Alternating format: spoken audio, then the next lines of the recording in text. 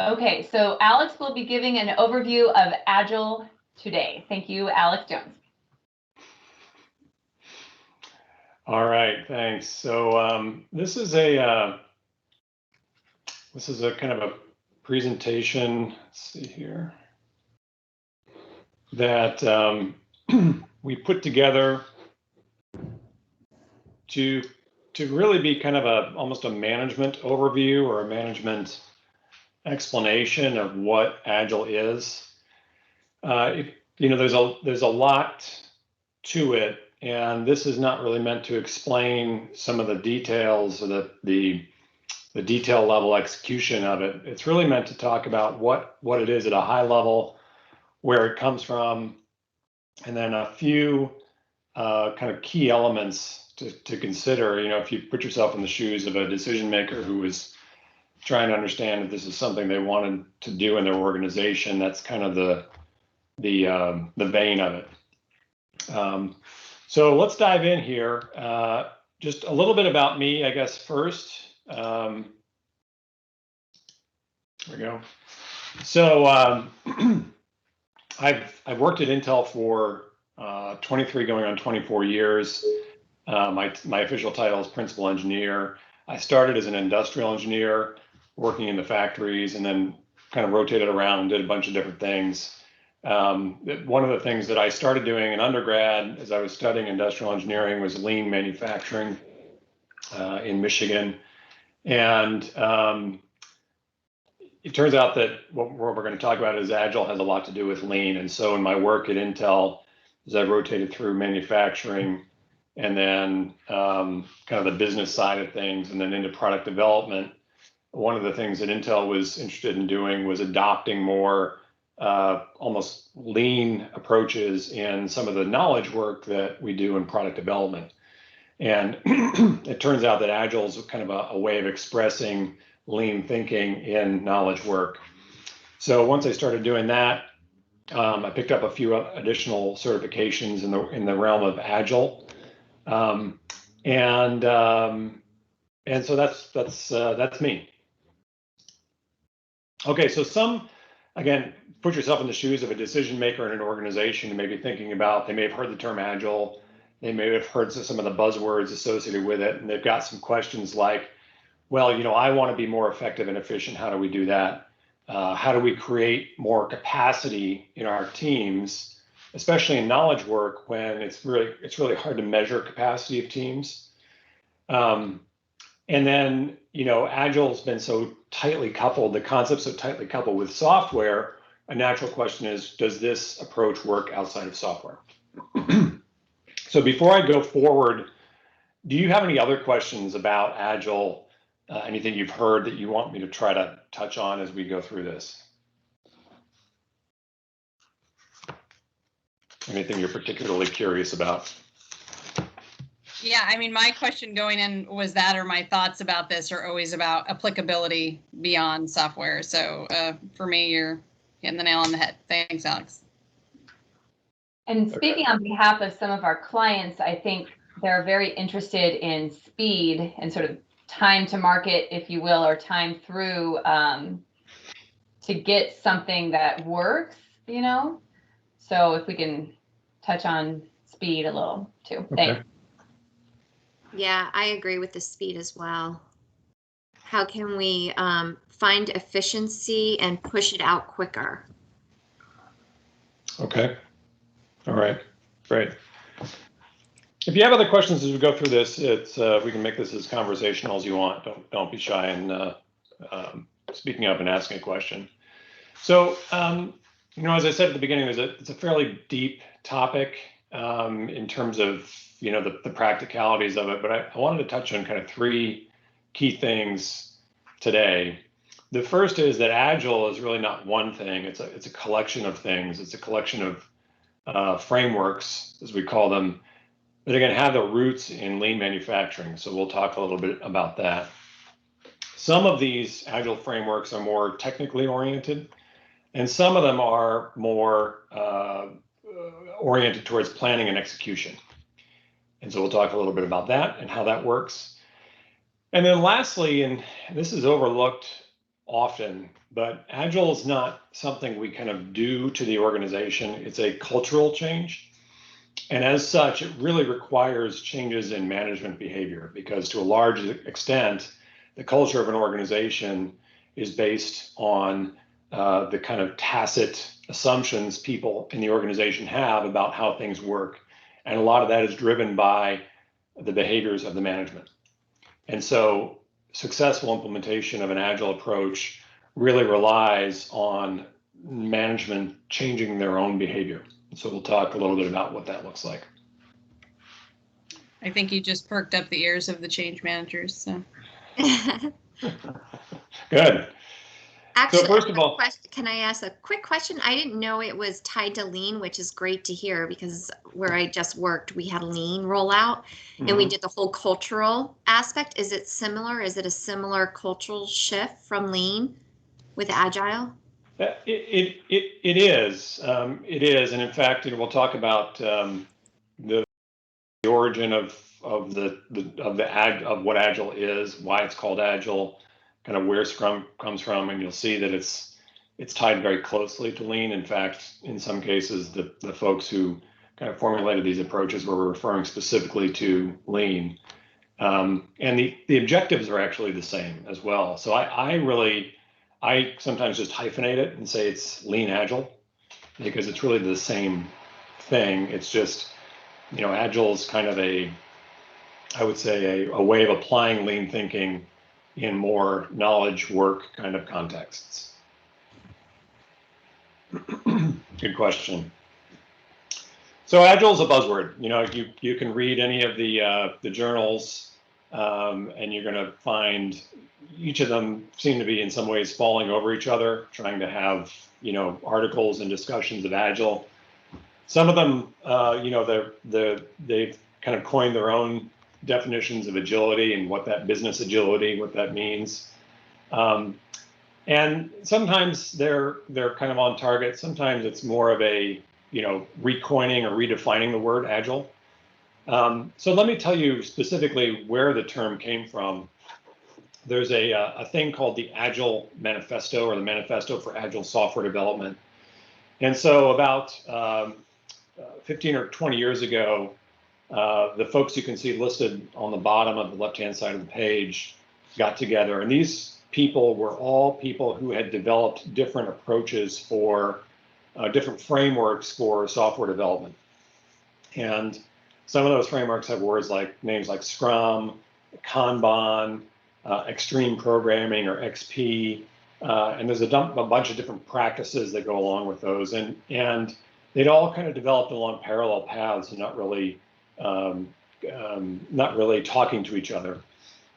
And so at one point they got together and they realized that there were a couple of principles or thought patterns that emerged in all of these different frameworks that were common. And they decided to call this as kind of an umbrella term, Agile. And so Agile is just that. Agile is not one thing, it's an umbrella term. And we'll talk about what makes it Agile here in a moment. But all of these different frameworks are specific ways or particular ways of implementing an Agile process.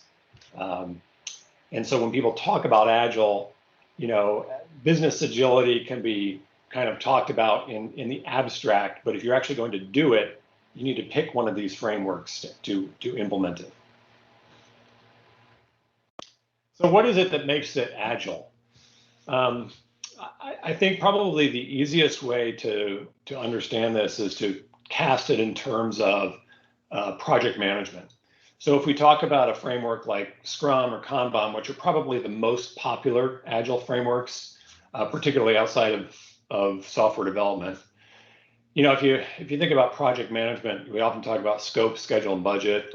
Sometimes it's called the iron triangle of project management.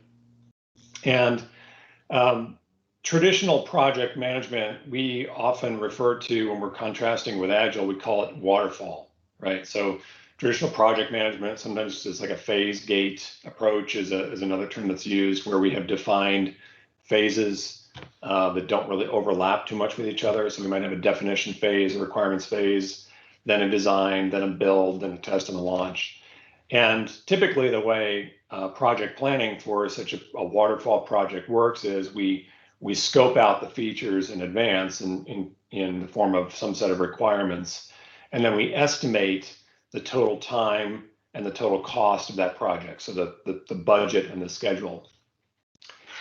And so in a waterfall or traditional sense, the scope of the project we often think of as fixed, right? This is the thing we want to build. And then the time and the cost become variable.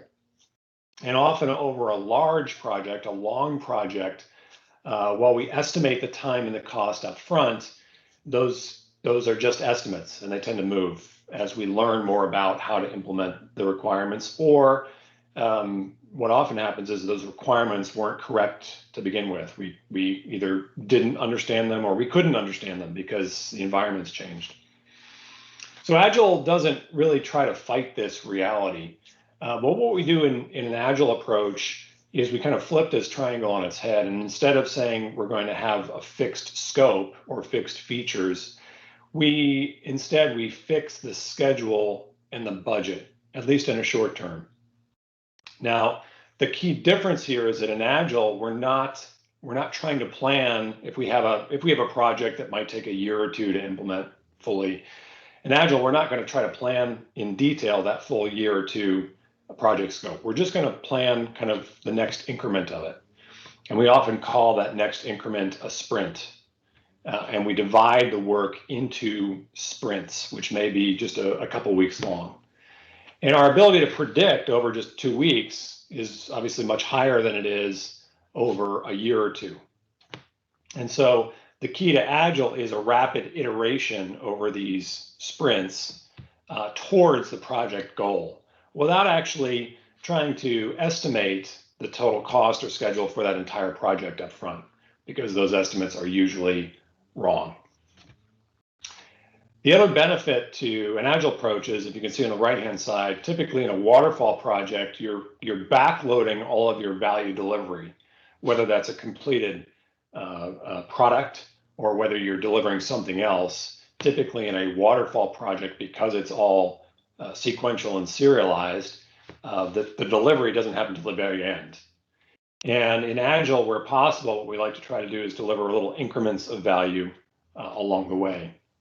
And so the total time value of what's being delivered to the customer is much more front-weighted with Agile than it is with waterfall.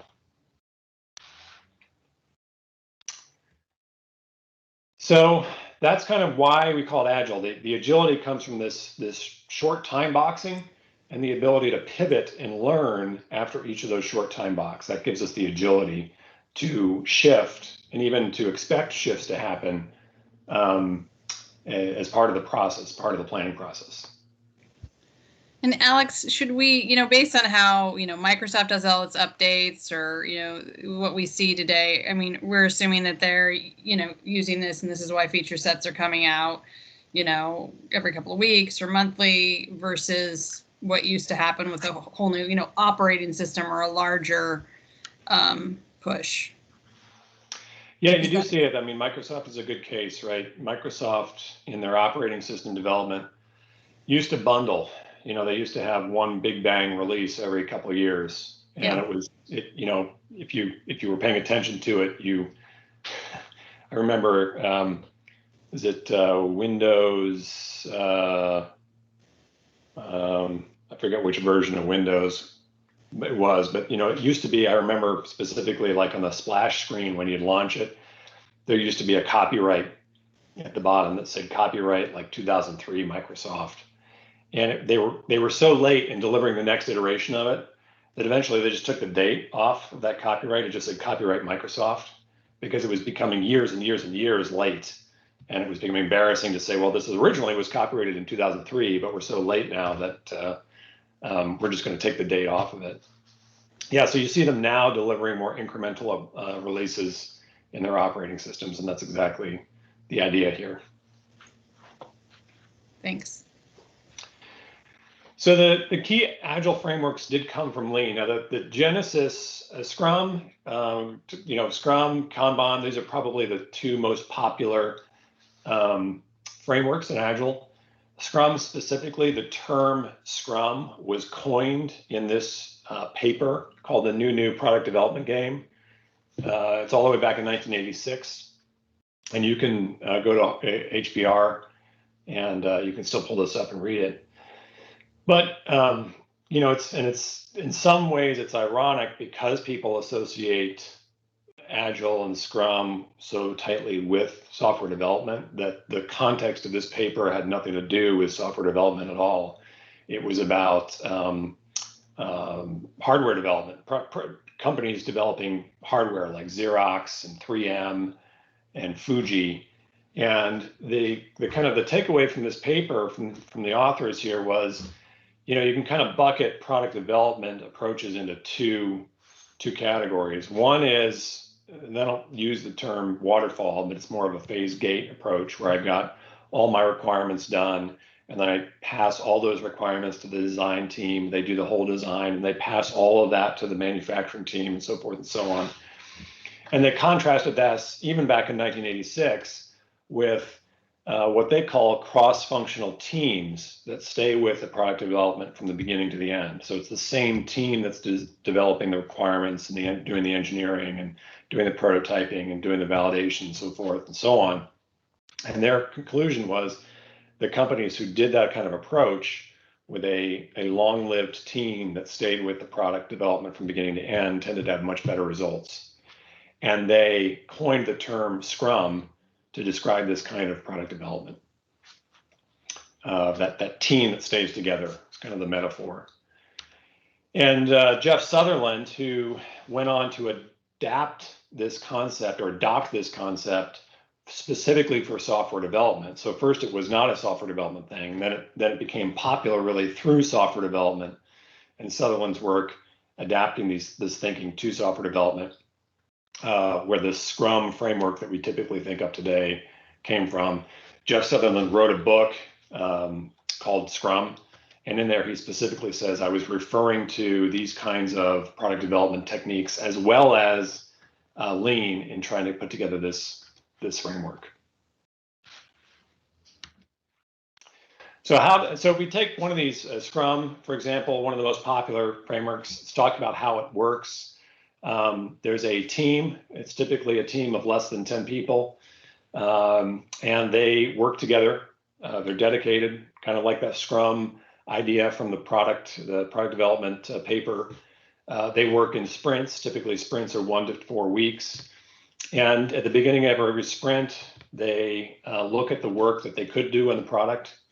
It's prioritized by business value. They pick the highest value, the top priority things off of that list, and they work on that for a sprint, and they're trying to complete all that work in the sprint and then deliver that to the customer and then start the next sprint. So the sprints are there's no downtime between the sprints. If a team is working on a 2-week sprint, they work for 2 weeks and then they go right into the next 2-week sprint. So it's a continuous iteration. And they're trying to deliver a fully validated, fully complete product increment, a little increment like we remember the stair step graph, a little increment of value to the customer every sprint. And the other thing they do between sprints is they have this thing called a retrospective. So you can think of the product increment they're delivering as kind of the increment of the work product, but they're also trying to increment and improve their work process. So the retrospective is a meeting where the team sits down and talks about how the last sprint went and what can we do better the next sprint. And so a good Scrum process should have a cadence of continuous delivery and a cadence of continuous improvement for the team, which ends up being very powerful.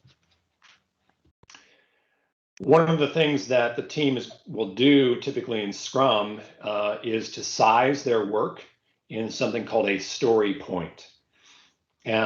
So in short, the things in if you look at the graphic here, the product backlog has a bunch of stuff in it. Typically in Scrum, those items in the product backlog are called stories or user stories. And to try to make a predictable commitment to their next sprint, the team sizes the work in that backlog using story points. And so here's an example of a simple set of stories for 3 sprints. One story is doing a text screen. Another is doing a simple query. And you can see they've sized these using story points. And story points is kind of an interesting thing. It's a unitless and arbitrary relative measure. It's really just measuring relatively how big things are compared to each other, which is a bit counterintuitive when you think about it, but it actually opens up some interesting possibilities.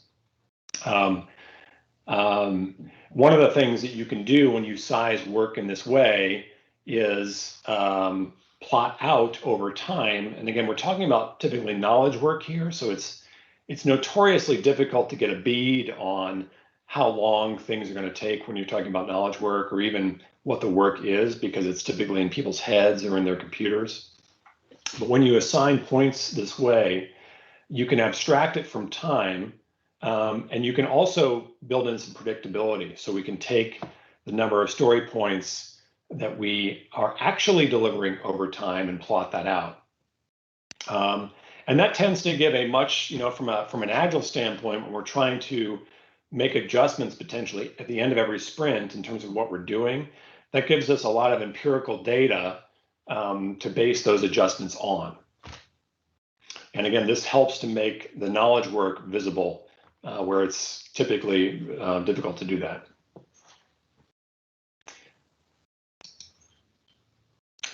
Now the team, as they work together over multiple sprints, they're estimating their work in terms of story points, and they're monitoring how many of these stories they actually complete at the end of each sprint. And over time, they can establish their own team's capacity in terms of story points. And this capacity in Scrum has a special name called velocity. Typically, a Scrum team is going to guess, if they're getting together for the first time, they're going to guess what their velocity is and use that for their planning. But over time, they're going to get a track record of work they've actually been able to do at every sprint and the point value of that work. And that some of that point value is going to comprise their velocity. So it's a very empirically driven system. And again, if you think about the difference between waterfall and Agile, waterfall, we're making a bunch of assumptions up front about how things are going to unfold. In Agile, we want to be very empirically driven, meaning we're monitoring the actual work that's getting done and using that to adjust our plans going forward. That's where this capacity and this velocity come into play.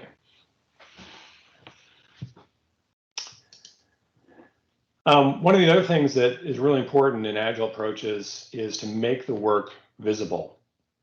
And a board like this is an example of how that can be done. So this is something we would call this a Kanban board.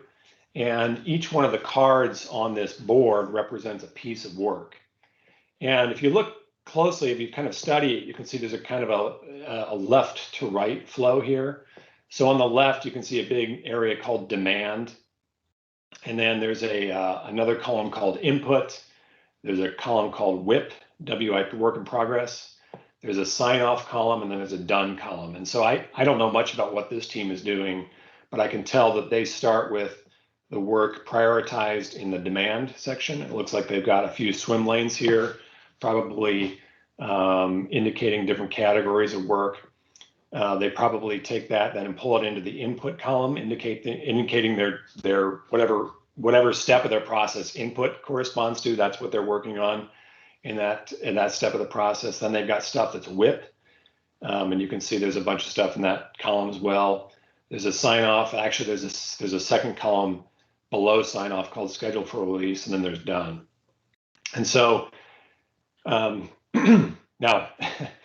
In COVID times, you'd have to do this electronically, and there are tools to do that. But in an office environment, you can have this be the kind of the control point for the team. All the work is shown here, and so typically in a Scrum process or in a Kanban team process, a team would gather around this board for a daily stand-up meeting, and they'd be updating the progress of their individual user stories, which will be what the cards kind of correspond to. And the work would always be visible at a glance. And when you get sophisticated with these kinds of boards, looks like they've got some pink stickies on the WIP cards, some different color stickies. You can get creative and indicate different statuses for the work. with different, visual cues like that. And the idea here is to have a kind of a big visible information radiator that the team can look at a glance and see what the status of things is.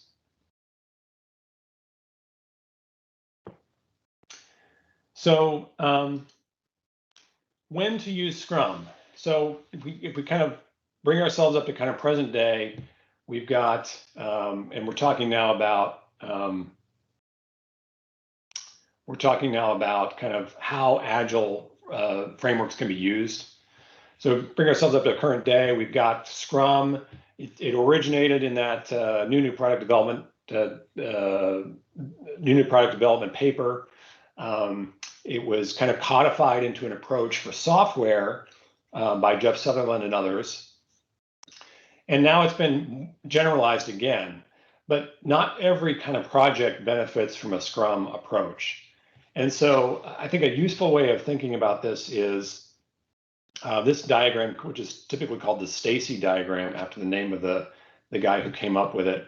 And he kind of plots projects along two axes. And both of these axes deal with certainty or uncertainty. And so the vertical axis is how certain are we that we understand the requirements or what we need to do? And the x-axis is how well do we understand how to implement it or the technology that we're going to use to implement it.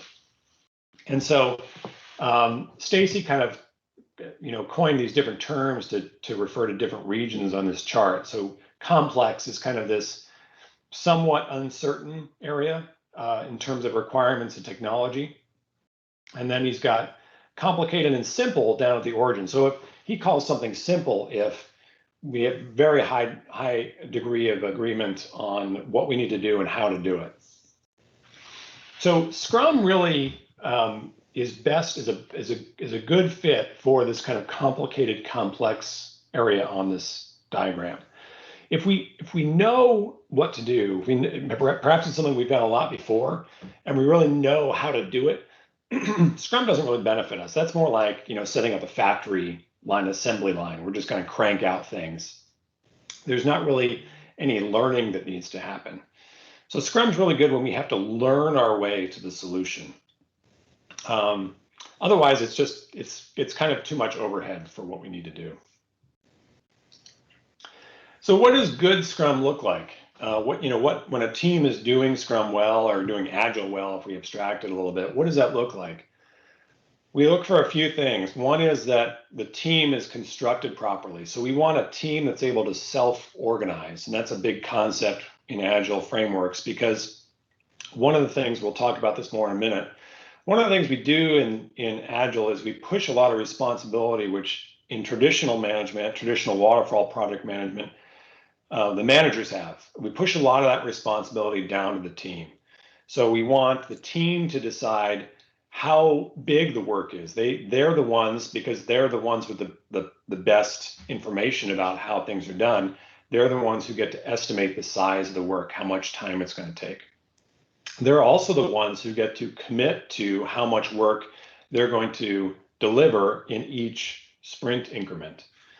And they're going to decide how the work gets done. So we push a lot of responsibility to the team. And so it's important that we build these teams correctly. Not too big, not too small. There's some special roles in Scrum and other Agile frameworks like Scrum Master and Product Owner. And people on these Agile teams have to be dedicated to that team. It's really difficult to have an individual who's working on one team also working on another team. We want to really create this environment of commitment to a particular team. We want the teams to be able to make hard commitments, at least over those 2-week or 1-week increments of a sprint.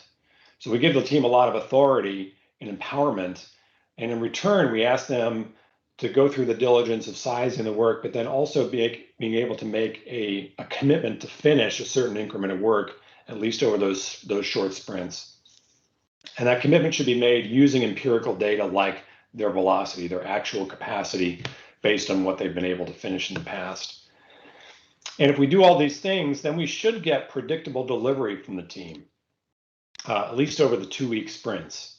And because of the way Scrum is conceptualized, with just working in these small increments, predictability over 2-week increment, just the 2-week increments, or the 1 week or 3 week or 4 week, whatever the length of the sprint is, manifests itself over time as a higher degree of predictability in the project itself.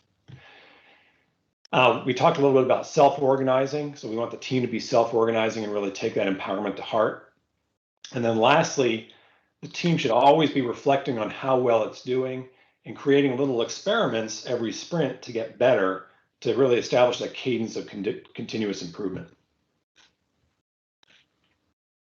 So that's a little bit about how some of the Agile frameworks like Scrum, Kanban, how those can be applied to planning and execution, and really help to make knowledge work a lot more visible than it traditionally has been.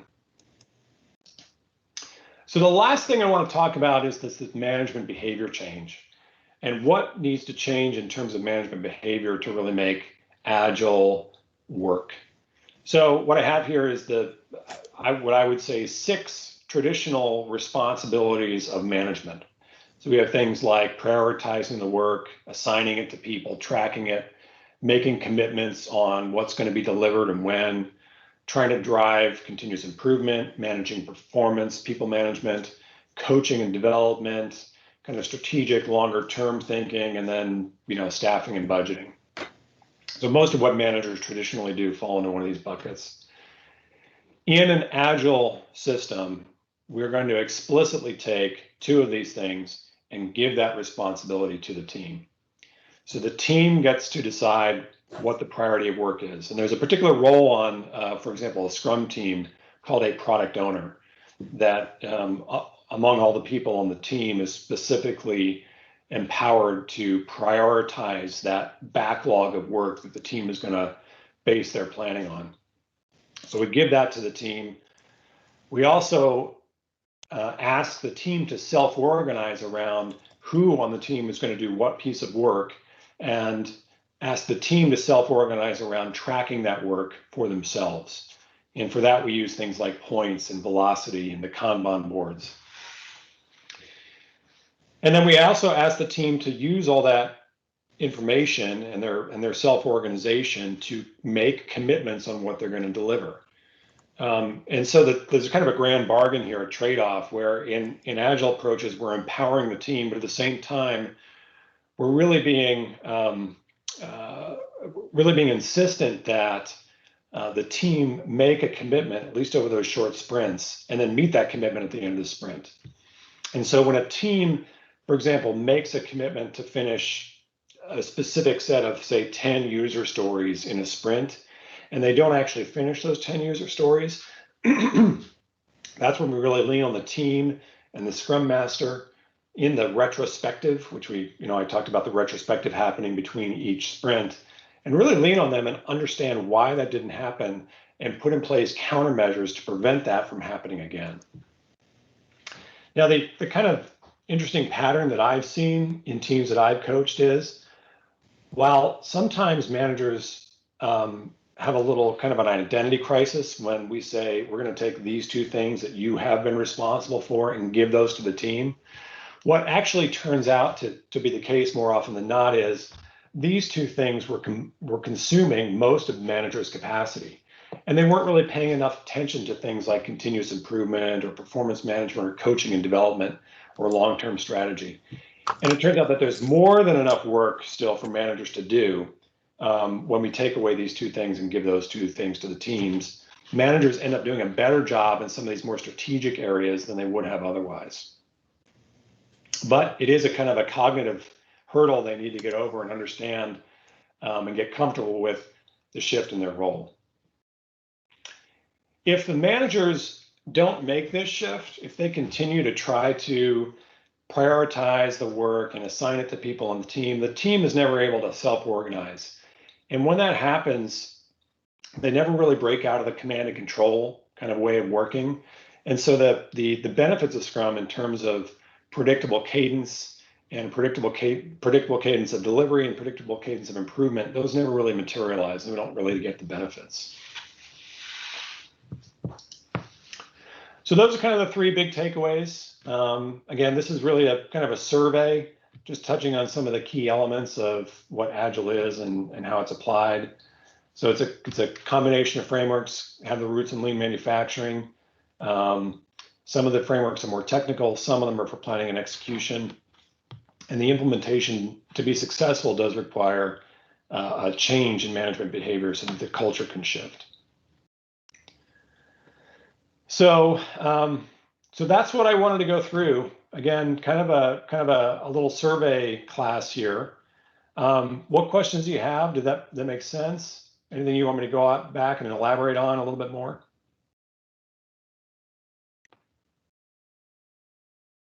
I'll bring back the question of speed, because I think that, and maybe you can go back to the velocity slide.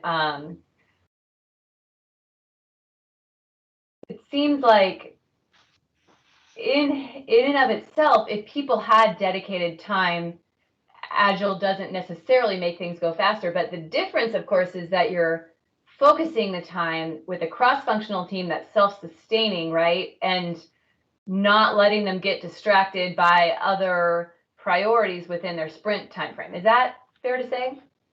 Yeah, I think there's a couple of things when we talk about the speed of delivery. I think there's a few things that kind of come together here. First of all is being able to measure it. So we don't try to measure or plan the work of the team in days or hours. And there's a couple of reasons for that. One is that, cognitively, human beings are very poor at absolute estimation, and we're relatively much better at relative estimation. And so what we're trying to do when we estimate work in an Agile system like Scrum, we're trying to get enough accuracy to be predictable and not waste time on additional precision that isn't useful. So it's better for us to use this kind of relative estimation. It's more efficient than it would be to sit around and argue about, well, I think that's going to take 2 hours. No, I think it's going to take 3 hours. That's a useless level of precision for the kind of planning that we're doing here. The other benefit to the speed point of using points is that a point, if I'm in a Scrum team and we plan our work using hours, and let's just say there's 5 people on the team and we work over just a week's time, well, I can quickly calculate how many hours we have availability, how many hours of availability we have during the week, and then how many hours we think each of our tasks or user stories is going to take. The problem is that those available hours during the week never change unless we decide to work longer. Whereas points can change. And this is where we get things like velocity, which again, a velocity is just the actual number of points we've tended to deliver in the past, the velocity increasing over time. So you see in this chart here, you see a pretty typical trend for velocity, right? So if this is a new team on the very left here, and there's no numbers here, but you can see it's kind of our first data point. We've got a brand new team, and we're going to guess on what our velocity is. We might guess, we've got 5 people on the team. Let's just throw out a wild guess and say our velocity is 30 points. Now, again, that 30 doesn't really correspond to anything other than we're going to compare the 30 to the size of the stories that we take in for that sprint. So let's say that we had 5 stories that each were 6 points, just for ease of doing the math here. So we guessed our velocity was 30 points. We had 5 stories. Each of them were 6 points. So we had 30 points worth of work. And we said, okay, with 30 points worth of work, our capacity is 30 points. So we're going to commit to those 5 stories. And at the end of the sprint, it turns out we only got 4 of those stories done, right? So now we have a data point. Now we've got an actual velocity of 24 points, 4 times 6. Now in our next sprint, we can use that 24 to plan our next batch of work. And what typically happens for a new team is that number bounces around because the team is trying to get its bearings, get settled, figure out how to work together. what happens if the team is doing a good job continuously improving every sprint, the velocity starts to go up, meaning the team discovers it's creating more capacity. And so it can pull in more work and still be predictable about delivering it. And so there's two parts of this equation. One is this magical unit of a point, which isn't bound to any particular time, but which I can still use to measure capacity. And what we insist on when we talk about doing sprints, which is this retrospective, which is a dedicated time that the team's going to sit down and talk about how can we get better. And so what a good hallmark of a good Scrum team is it accelerates over time.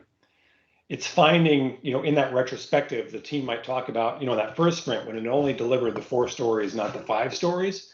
It might talk about, well, why did we not get that 5th story? Well, it turned out that maybe we didn't have enough skills or we didn't really know how to do it. Okay, well, let's figure out how we're going to address that. Or maybe we were waiting on a deliverable from somebody else that didn't show up. Okay, well, let's go talk to that person and figure out how we can avoid doing that. So this system is really good at surfacing problems in the work, right? And when we can surface them and address them, that's where we're really starting to get breakthrough improvement and really get into teams that accelerate to a new level of performance. And so that's kind of where the speed comes in.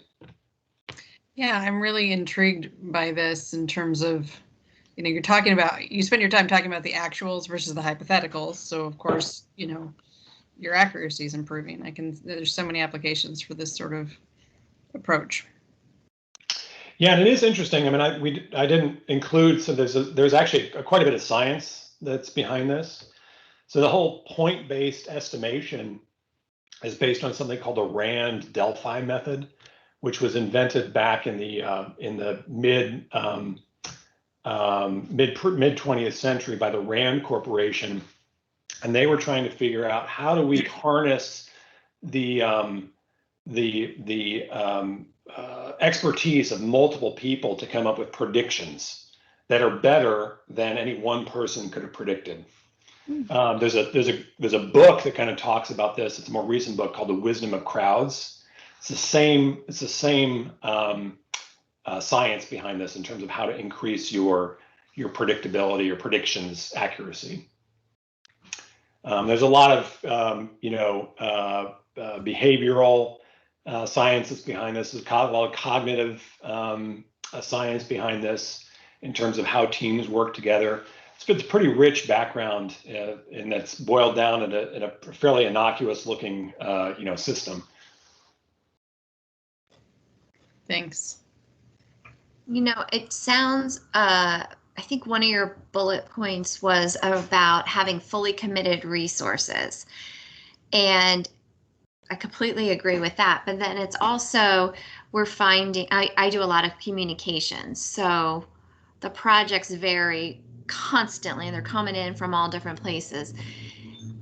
I feel like there's a maintenance level of work that we have to do. And then there's these special projects. So would you put them all as something, or would you just take the big projects to keep the focus on that?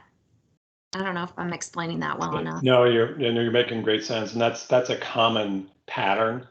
We've got this kind of keep the business running work, and then we've got this kind of growth or innovation work that all goes into the team.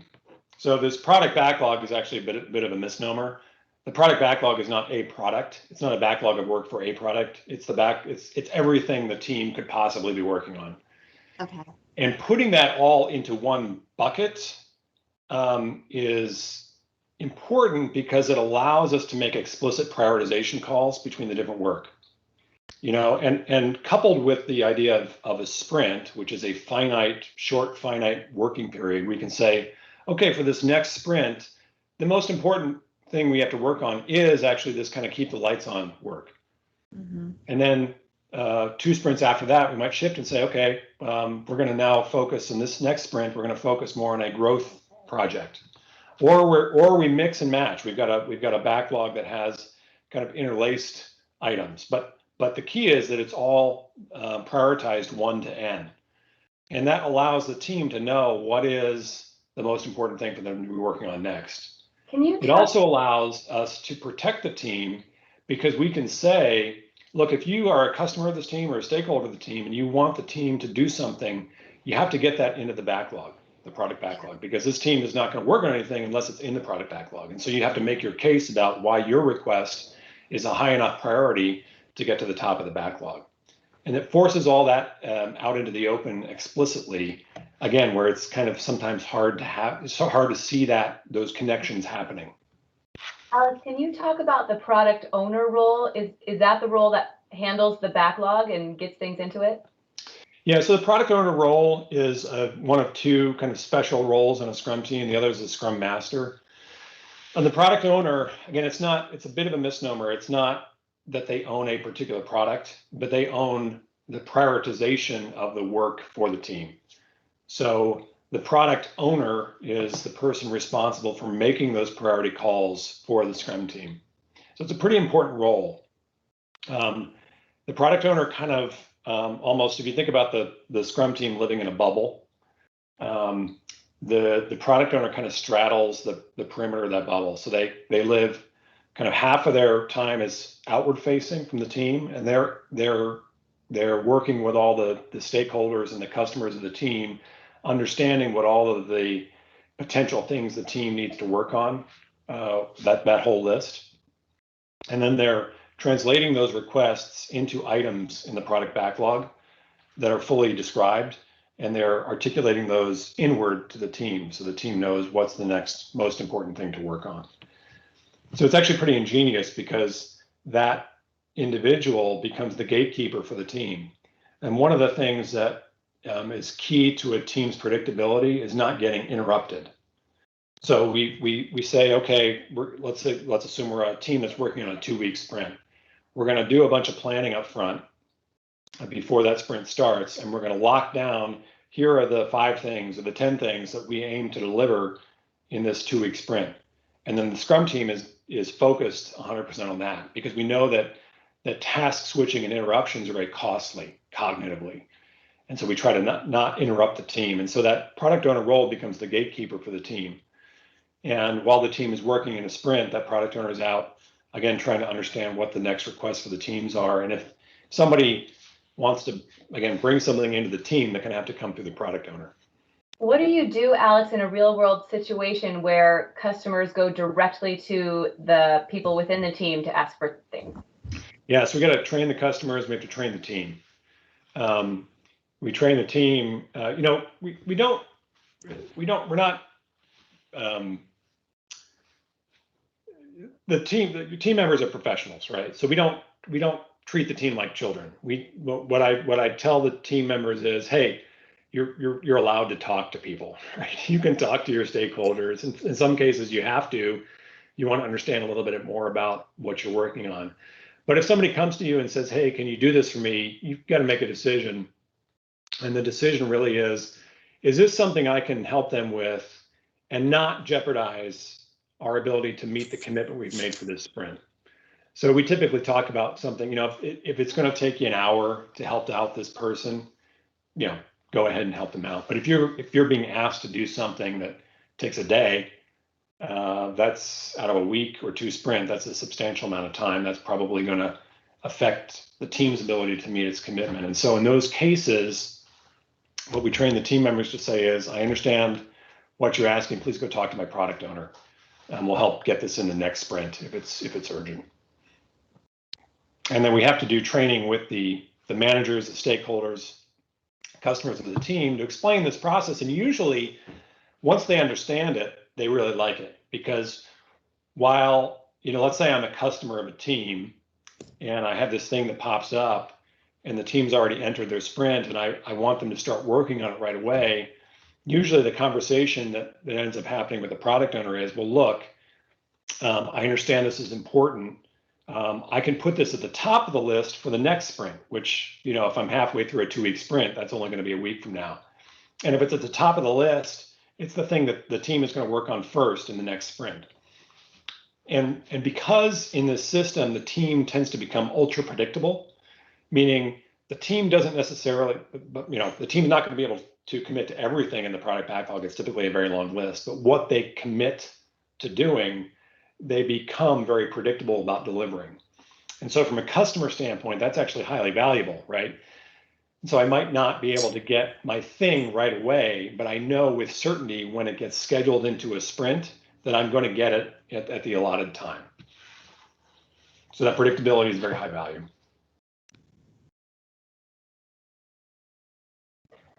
Great. Well, thank you, Alex. We only have a few more minutes, so I want to see if there are any other questions or if there's any follow-up you guys would like to have at a later time with Alex.